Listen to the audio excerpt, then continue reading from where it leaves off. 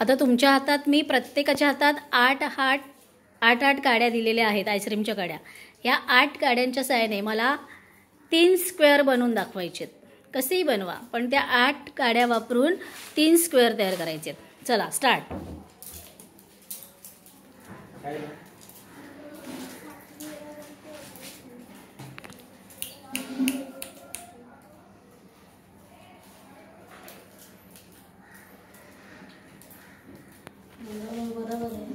नाही 3 स्क्वेअर दिसतात का तुला त्यात? 1 2 3. पण ती रेषा तिकडे बघ ना, ती एक काडी तिकडे गेली ना. हां तसं नाही दिसलं पाहिजे.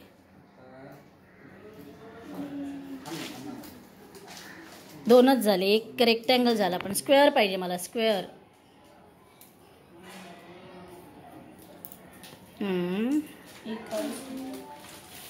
येस. हां विनयने केलंय आणि सुजलने सुद्धा केलंय. बरोबर. बघा हे 2 स्क्वेअर आहेत आणि त्याच्यामध्ये एक छोटासा स्क्वेअर तयार झाला म्हणजे 3 स्क्वेअर. 8 काड्यांच्या साहाय्याने 3 स्क्वेअर विनयने आणि सुजलने तयार केले. टाळ्या वाजवा चला त्याच्यासाठी.